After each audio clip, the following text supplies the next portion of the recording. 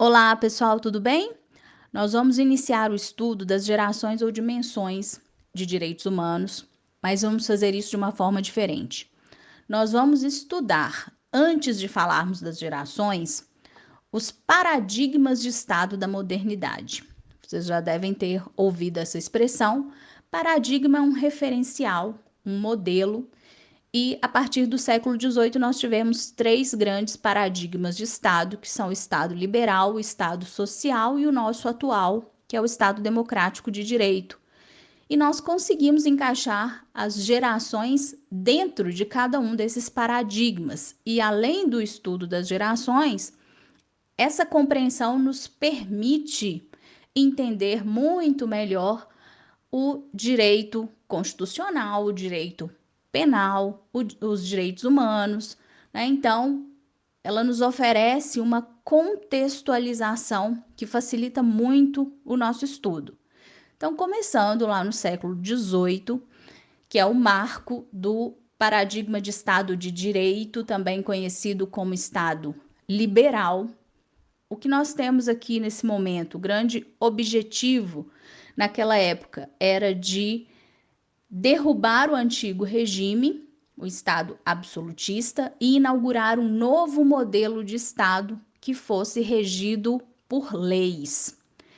Naquela época, o Estado era o grande inimigo das pessoas, né? Então, o grande anseio da sociedade à época era a liberdade. Não é à toa que esse Estado se chama Estado liberal. Então, pensem nessa liberdade em todos os setores da vida, não é só no direito ou na política, mas temos o liberalismo econômico, o liberalismo filosófico, né? Então, as pessoas queriam se ver livres do arbítrio estatal, como nós já sabemos aí da história, né, que acontecia no modelo de Estado absolutista, e queriam que os seus direitos fossem garantidos, positivados, porque não adiantava nada dizer que tínhamos direitos naturais se esses direitos eram constantemente violados.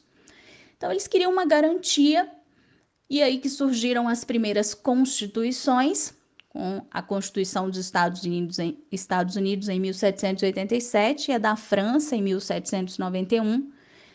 E essas constituições trouxeram o cerne, né, a ideia central dessa democracia moderna, que é justamente a separação de poderes. E aqui entra a influência de Montesquieu, a importância da sua teoria. Montesquieu retomou as ideias de Aristóteles, de John Locke, e desenvolveu a sua teoria de tripartição de poderes, que é utilizada ainda hoje com algumas flexibilizações, mas não se podia permitir a concentração do poder nas mãos de uma só pessoa. Então a solução foi dividi-lo em diferentes funções. O poder é uno, mas ele é dividido em funções que serão exercidas por diferentes pessoas para evitar essa concentração e evitar o retorno a um Estado absolutista. Ao lado disso, surgem os direitos, que passam a estar escritos em um texto fundamental, daí a ideia de direitos fundamentais, que é a Constituição. Estamos falando de uma Constituição rígida, formal, porque nós precisávamos que o próprio governante se submetesse a essa Constituição. Não podia ser uma Constituição flexível que pudesse ser modificada pelos governantes ou pelo parlamento. Então, era o momento de império das leis, né? Então, o poder de destaque nesse período era o poder legislativo. E é interessante que nós percebemos que em cada modelo de Estado vai haver esse destaque para um poder diferente.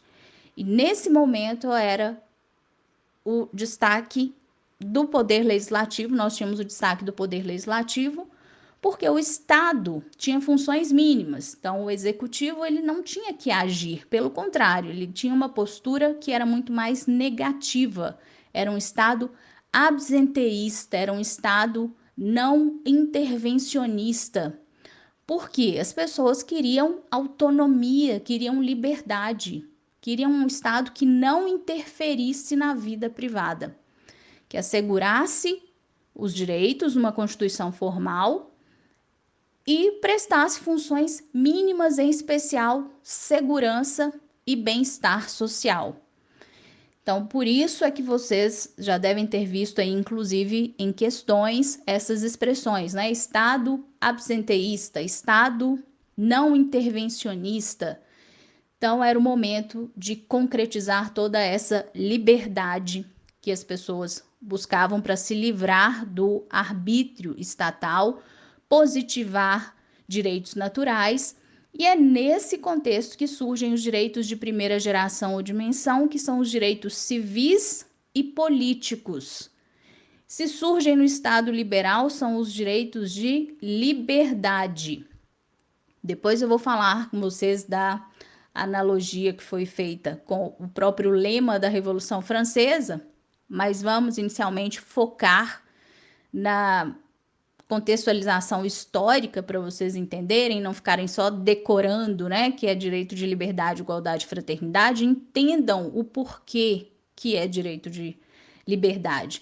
Então, qual que era o principal anseio das pessoas nesse momento? Liberdade. Elas queriam se livrar da interferência estatal, elas queriam autonomia privada. Então, nós tínhamos um Estado com funções mínimas só para garantir uma coexistência pacífica entre os membros da sociedade. O grande destaque para o poder legislativo, porque aqui nós estamos falando de um momento de império das leis, lembrando que essas leis, eles acreditavam, né, que eram sempre claras, elas nem sequer precisariam ser interpretadas, então o juiz tinha funções mínimas, só cabia ao juiz aplicar a lei.